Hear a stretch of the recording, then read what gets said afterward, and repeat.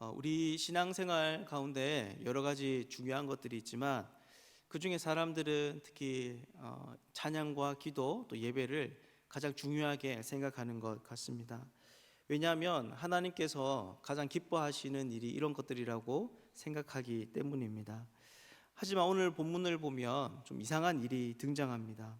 하나님께서는 이스라엘이 기도와 또 찬양과 특히 예배를 열심히 하나님 앞에 드렸지만 그것을 받지 않겠다라고 말씀을 하고 계시기 때문입니다.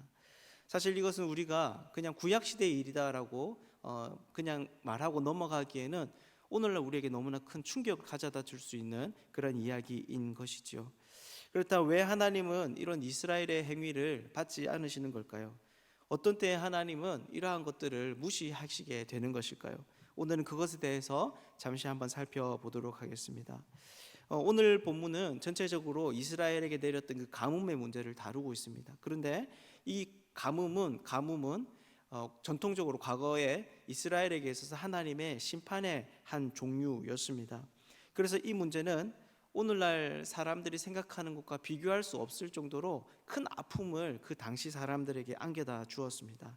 그래서 1절에서 6절을 보면 그런 가뭄으로 인한 이스라엘이 겪는 큰 고통에 대해서 기록하고 있습니다. 먼저는 이 고통이 인간 사회에 큰 어려움을 가져다 줍니다. 그래서 2절을 보면 유다의 성문의 무리가 피곤하여 땅 위에서 애통한다라고 말합니다. 여기서 성문은 외부의 적으로부터 백성들을 보호하는 수단입니다. 또한 그것이 피곤하였다라고 하는 것은 쇠하여졌다라고 하는 말인데 더 이상 이 성문이 백성을 보호할 수 있는 능력이 없어졌다라고 하는 것입니다. 가뭄으로 인해서 예루살렘의 방어력이 약해져서 주변국에 노출이 되었고 그들은 이 성을 유린할 수 있는 그런 가능성이 더 높아진 것이지요. 그러자 그들이 어떻게 합니까? 예루살렘의 부르짖음이 위로 오르도다라고 말합니다. 이 위로 오르도다라고 하는 것은 통곡 소리가 곳곳에서 터져 나온다라고 하는 그 의미를 나타내는 것입니다. 이런 상황은 귀족들도 마찬가지였습니다. 3절에 나오는 귀인은 귀족들을 의미하는 것인데 그들도 역시 물이 급급해서 종들을 보냅니다. 하지만 종들도 결국에는 물을 구할 도리가 없습니다. 그래서 종들이 보면 자신의 머리를 이렇게 가리거든요. 이 머리를 가린다라고 하는 것은 슬픔과 낙심의 표현입니다. 이 힘들고 어려운 상황 속에 자기의 얼굴을 가림으로 인해서 그 수치를 면해보고자 하는 의도가 이 행동 가운데 나타나 있는 것이죠. 그리고 4절을 보면 결국 이런 일이 밭에 일하는 농부들에게까지 이어지게 됩니다. 이것은 이스라엘 사회가 이제 무너졌다라는 것을 의미합니다. 왜냐하면 이 농부는 사회 구조의 가장 근간을 이루는 계층이기 때문입니다.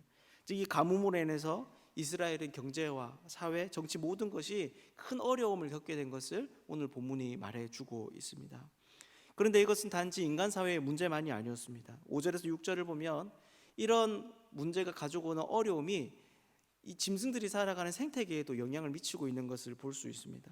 그래서 5절을 보면 들의 암사슴은 새끼를 낳아도 풀이 없으므로 내버린다라고 말합니다.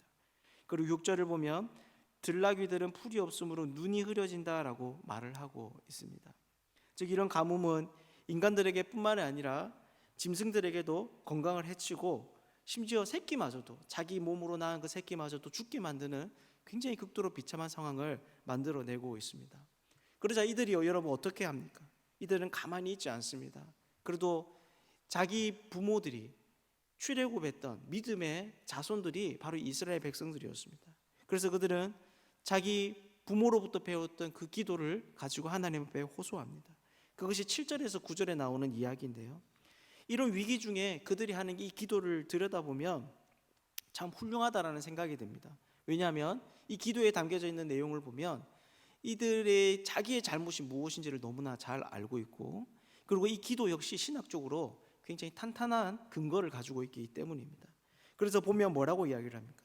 7절을 보면 여호와여 우리의 죄악이 우리에게 대하여 증언할지라도 주는 주의 이름을 위하여 일하소서. 우리의 타락함이 많으니이다. 우리가 주께 범죄하였나이다 라고 말합니다. 즉 지금 이 가뭄이 내린 이 상황은 바로 자신들의 죄악 때문임을 이스라엘 백성들이 알고 있고 또 그것을 하나님 앞에 인정하며 고백을 하고 있는 것입니다.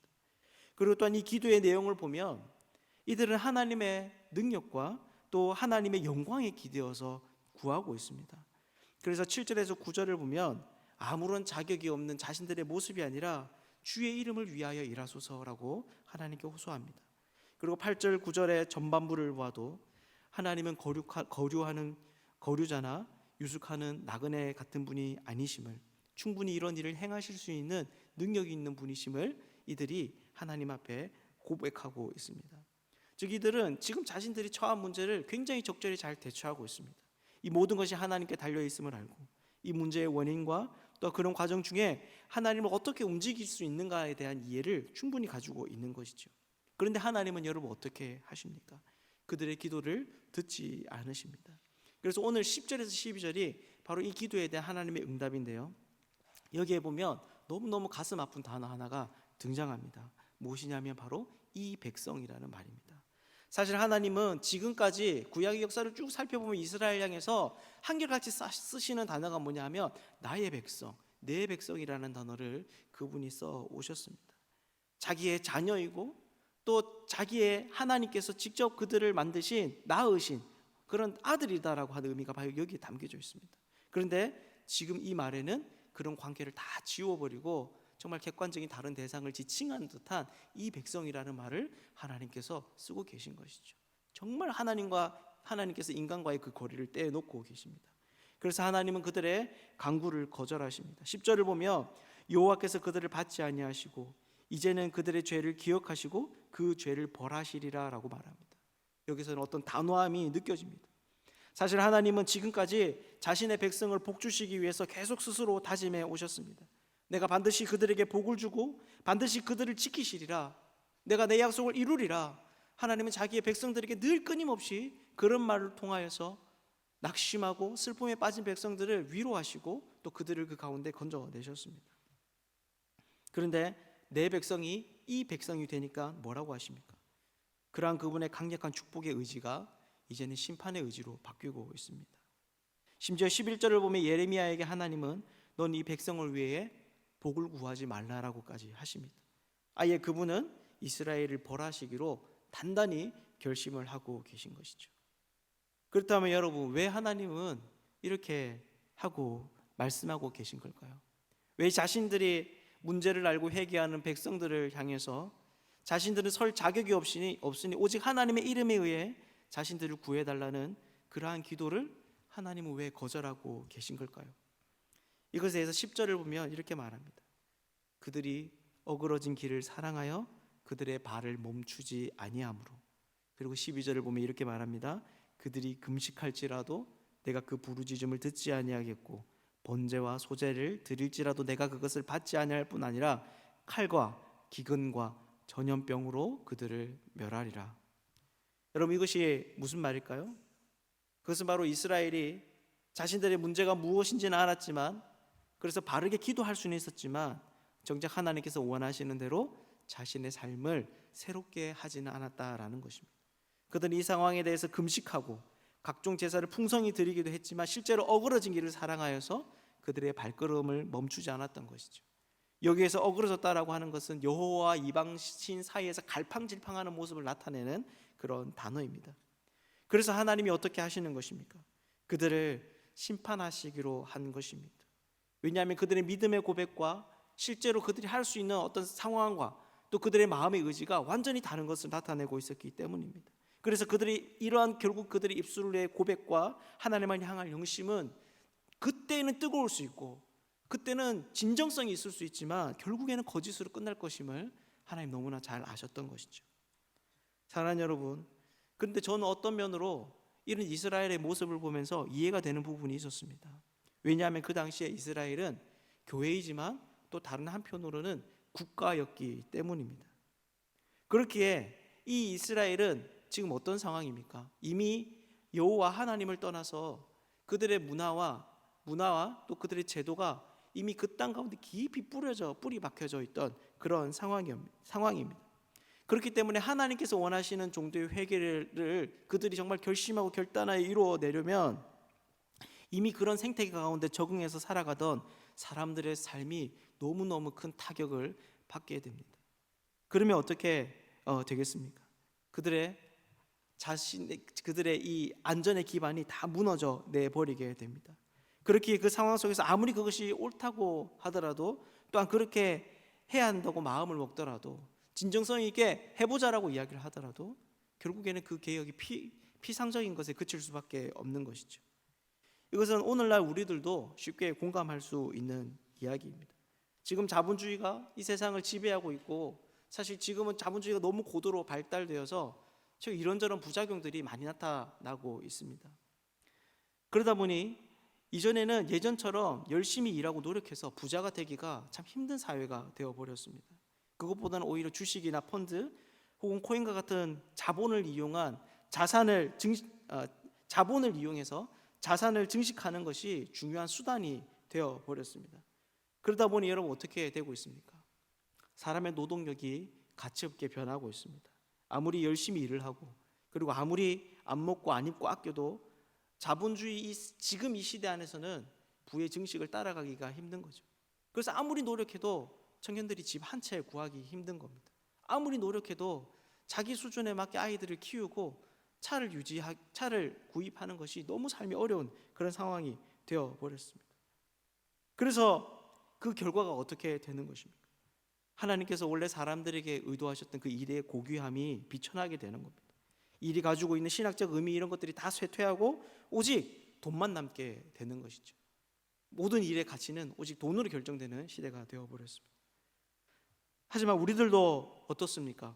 하나님께서 원하신다고 해서 이런 부작용들이 막 나타나는 이 사회들을 보고 우리 당장 자본주의를 버릴 수가 없습니다. 왜냐하면 거기에는 정말 이런저런 장점들이 여전히 많이 남아있고, 그리고 그렇게 될 때 적당한 대안이 없는 상황 가운데서 이 사회는 붕괴가 될 것이기 때문입니다. 물론 제가 지금 이 사회를 개혁하는 것이 하나님의 뜻이다라고 말씀을 드리는 건 아닙니다. 왜냐하면 사실 오늘 본문에 있어서 강조점은 사회가 아니라 교회이기 때문입니다. 즉 오늘날 이러한 문제는 교회의 갱신의 문제라고 우리가 생각하며 접근해야 된다라고 하는 것이죠. 결국 제가 그냥 하고 싶은 말은 뭐냐면, 정말 이스라엘 그 당시에 있어서 교회가 국가였기 때문에 이미 끝까지 타락한 그 시대에는 하나님의 말씀을 따라서 개혁하는 것이, 정말 사회적 변화를 이루어가는 것이 거의 불가능에 가까운 일이었다라고 하는 것입니다. 그렇다면 이것이 말해주는 것이 여러분 무엇이겠습니까? 이스라엘이 아무리 많은 종교적인 열심을 하나님 앞에 보이더라도 실제 거기에는 어떤 그들의 삶을 새롭게 할 수 있는 실제적인 의지가 있을 수 없다는 것이죠. 더 예배를 잘 드리고 더 착한 일을 많이 하고 더 헌금을 많이 하는 그런 결단은 있을 수 있겠지만, 그 나라가 교회로서 하나님의 뜻에 합당하게 세워지는 것은 그들의 상상 밖의 일이었다라는 것입니다. 그래서 하나님이 이들의 금식을 받지 않으셨던 것입니다. 그래서 하나님이 이들의 번제와 소제를 받지 않으셨던 것이죠. 사랑하는 여러분, 이것은 오늘날 우리들도 마찬가지입니다. 우리들도 여러 가지 사역들과 기도 또 예배가 만병통치약인 것처럼 생각할 수 있습니다. 물론 이것은 하나님 앞에 귀한 것들이고 직접 하나님께서 명령하신 것들이며, 또한 이것들을 통해서 우리는 하나님의 복을 누리며 살아갈 수 있습니다. 하지만 이것이 언제나 효력이 있지는 않습니다. 만약 우리의 모습이 오늘 본문에 나오는 이스라엘의 모습과 같을 때, 하나님의 말씀이 내 언어와 물질의 사용과 관계를 맺는 이유와 방식에 영향을 미치는 것으로 우리가 이해하고 또 그러한 결단으로 나아가지 않을 때, 그래서 이것이 그 상황을 모면하는 수단이 되어버릴 때, 그 모든 것들은 하나님이 받지 않으시는 가증한 것들이 되는 것이죠. 우리들의 기도는 어떻습니까? 우리들의 섬김과 예배는 어떠합니까? 거기에 반드시 있어야 할 것은 하나님 말씀 앞에서 자기 자신의 삶을 돌이키려고 하는 의지와 그에 합당한 결단입니다. 단지 하나님을 더 잘 믿겠다, 열심히 섬기겠다라고 하는 것이 아니라 내 삶을 하나님께 드리겠다라고 하는 우리의 인생의 헌신이 그 가운데 필요한 것이죠. 오늘 하나님 앞에 드려지는 우리의 모든 열심 가운데 이런 우리의 마음의 중심이 있으면 좋겠습니다. 약간의 선행과 착한 마음씨가 아니라 하나님의 말씀을 지배를 받는 그 피조물의 자리로 우리가 다시 찾아 들어가 그분께 순복하며 사는 것이 우리의 기쁨임을 고백하는 그런 사람들이 되면 좋겠습니다. 오늘 하루의 삶 가운데도 하나님의 말씀을 따라가는 복된 삶이 되시기를 주님의 이름으로 축복합니다.